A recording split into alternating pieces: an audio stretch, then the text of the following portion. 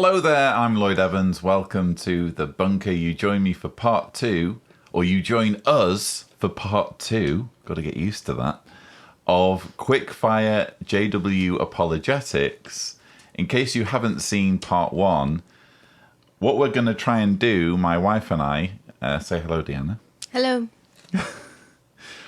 What we're going to try and do is recreate the sort of discussions that Jehovah's Witnesses and apostates, quite frankly, might have.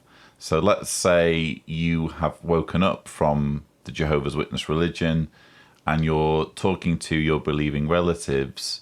The whole idea is to try and recreate those conversations and the sort of arguments that believing Jehovah's Witnesses will typically come up with in defense of their beliefs. That's fair, isn't it? Yeah. And you are our Jehovah's Witness here. Yeah. So Dijana has gone through the comments from part 1. I don't know what the arguments are that you've got on your piece of paper, so this will be catching me by surprise. I feel some of them will recycle because, they all fall back on the same thing. So we'll start with something new and end up with the same. Yeah, usually this stuff, it gets repetitive, but we'll try and avoid that. We'll try and keep things fresh, and Dijana is going to try and channel her inner Jehovah's Witness. Yeah, I'm going to try and be as irritating as I was in the first one. And as before, if you can think of any arguments that you haven't heard in either parts 1 or 2, please do drop them in the comments and we'll try and include them in part 3. If Dijana's down for part 3, I haven't spoken to her agent yet. Well, my agent will get back to you. Okay. Proceed. So, if you were arguing with somebody about, things being run by people that have certain problems and what have you, point out to their imperfections, the witness would say it's a perfect organization just run by imperfect people. It's a perfect organization just run by imperfect people. Wasn't there a JW Broadcasting where Anthony Morris, we'll put the clip in if it exists, but I'm pretty sure there was a JW Broadcasting episode where Tony Morris literally said, "This is the best imperfect organization." We are proud to be a part of this spirit-directed organization. As one older circuit overseer was heard to say, this is the best imperfect organization on earth. There are no perfect organizations on earth. However, this is the best of them all. So even the faithful slave aren't calling it a perfect organization. Yeah, of course it's imperfect because it's run by imperfect people, but ultimately it's perfect because it came from Jehovah. But again, even the faithful slave aren't calling it perfect. Even the faithful slave are admitting that they make mistakes as the faithful slave. And the faithful slave effectively is the organization because they make all the decisions. So it just seems like a fob off, that argument. It's just trying to make excuses for the fact that this is a human organization, and as such, there are going to be mistakes left, right, and center. If you're making mistakes, own up to them. And I would say, where's an example of the organization making a mistake and saying, we made this mistake, we shouldn't have done it? They don't do that once, do they? They've not. I can't think of a single example. They always come up with new light. Yeah, that's what I mean. They come up with new light and they come up with new ways of doing things, but they never look back retrospectively on what they've said or done and said, this was wrong. We shouldn't have done this. But they were doing their best, trying to understand the guidance of the Holy Spirit. Is that so? Yeah. Just not admitting to any of their mistakes, even though they admit to making mistakes. They just won't say which are mistakes or not. Well, it gets a I can't even convince myself to do. It gets. We had occasions when we needed to cross over something and write something. Cross over something and write something new. So that was occasions when we were given guidance that some things that were written before, now we don't believe anymore. But again, I think I said this in part 1. If you're an imperfect person or an imperfect organization, that comes with an expectation, a reasonable expectation of humility and transparency, so that when you do make mistakes, you admit to them. You don't pretend they never happened. Point number 2, but there are examples in Bible, and that is ultimate example of how Jehovah is using imperfect people to do his will, even when something what they're doing is actually wrong. It ends up being all right because ultimately it serves to Jehovah's purpose. I'm glad you raised that, because let's take one example, Moses. So Moses leads the Israelites for 40 years through the wilderness, during which time the vast majority of them die. So that was fun. And he doesn't get to himself enter the promised land because he oversteps his authority and he takes credit for something that was really Jehovah's doing. So for that reason, he's not allowed to actually bring the Israelites into the promised land. So you have Moses being given authority, making a mistake, this mistake being pointed to in the Bible, and punitive action being taken.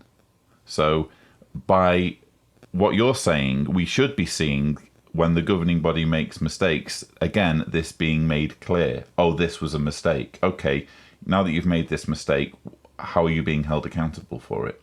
There's no accountability and there's no honesty or transparency regarding the mistakes that are made. So I'm glad that you raised that.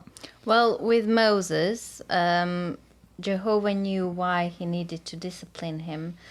My point number 3 is Jehovah reads hearts, and we can't tell why Jehovah is doing something, because he knows what's in a person's heart, and he knows why certain people need certain discipline. Sorry, your argument is we can ignore abuse and What abuse? and wrong predictions. I can show you if you like. We can ignore wrong predictions about 1925, 1975, the 1914 generation. There were never predictions. They were just, important dates. The organization never said... I've got some books that say otherwise. Never said Armageddon is coming on that and that date. Have they? Yes, they have. They literally talk about the end of the world in the Harp of God. Anyway, yeah. You've done it again. You've made me lose my train of thought. What was the question again? Now that you've done that, you need to tell me what your question was. To be honest, I don't know.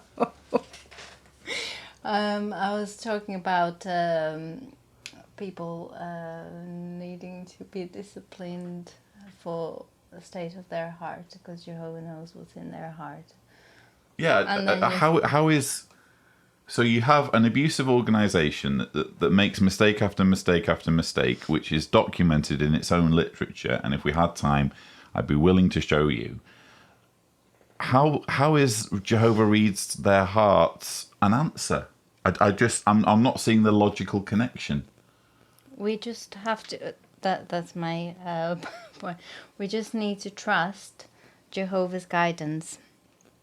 So it's our test of loyalty whether we're going to question stuff that we don't understand, or be loyal and not undermine Jehovah's authority by questioning people he selected to lead. But what does that say about Jehovah if he's selecting so poorly people to lead, and if serving Jehovah requires for years and years, in some cases decades, believing wrong things because it's old light. What does that say about Jehovah if he has such an inefficient way of bringing people to his truth, such a clumsy way, such a shoddy way of doing things, that, again, for years or decades, people believe wrong things and excuse and overlook, again, abuse and wrong predictions. It's not painting a picture of a particularly appealing or wise God to worship. Yeah, but Jehovah sometimes does things we don't understand, and it's God moves in mysterious ways. Yeah. Sorry, you're a Jehovah's Witness or a Catholic or a Protestant or any other number of denominations who say the exact same thing to excuse pretty much anything. And because people are so smart, they like to rely on their own brains rather than on Jehovah's wisdom. And this is a test whether we're going to be loyal and do as we're told, even when we don't understand and things doesn't seem right. We still need to show our loyalty, our faith, and do as we're told. So when you're making pretty much the exact same arguments that people make in other religions, i.e. God moves in mysterious ways, you're telling me a great deal. So thank you for that.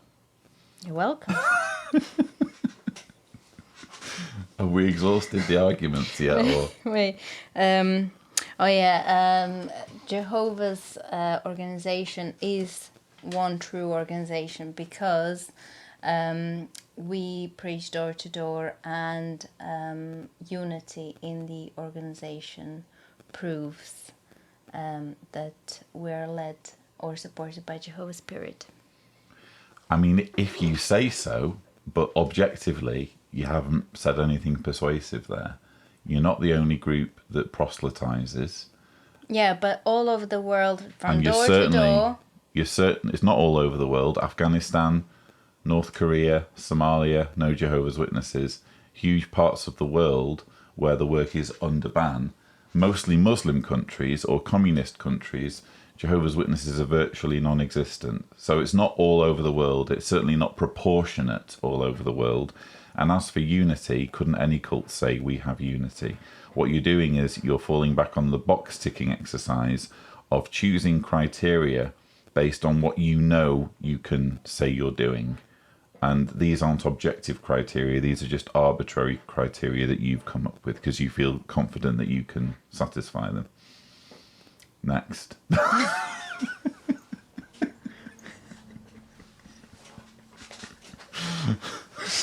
I think I'm all exhausted. Did I write anything down? These are all the ones that I found. Those are all of them? Yeah. Okay. I think there were some other ones with scriptures, but I don't know. I feel like when witnesses are talking to you, they're not just going to throw scriptures at you. They are going to use these It needs to be realistic, doesn't it? And they don't typically bombard you with verses. They might quote like well-known verses, but not like the more obscure verses. So no, those were really good, and those all came in from viewers, didn't they? Yeah, they're all from viewers. So what we'll do is we'll keep an eye out on the comments for this video, and they will inform the arguments that Dijana fires at me in part 3. Who won? I know lots of people were rooting for you in part 1. Maybe they'll be doing the same thing now. No, I'm giving you this round because I didn't convince myself. JW. God moves in mysterious ways is pretty poor. But you know what? That's what they're using. Yeah. It's when you can't make sense out of it. Oh, we need to believe that Jehovah knows what he's doing and just be faithful. Don't undermine his authority by questioning. Don't be haughty by exerting your brain over the heart and faith and what have you. It's not maybe the killer response, but I do think it's worthwhile at least highlighting when someone says that. Oh, it's very, very interesting that you're saying the exact same thing I'd expect someone to say in another religion, in another Christian denomination. God moves in mysterious ways. Isn't it interesting how so many different religions fall back on that sort of reasoning. You know. Okay, viewers, I hope you've enjoyed our video. Look out for part 3 if I can convince Deanna's agent. Yeah. And let us know what you think in the comments below. Please don't forget to subscribe to the Lloyd Evans channel for more such videos. And as always, Thank you for watching.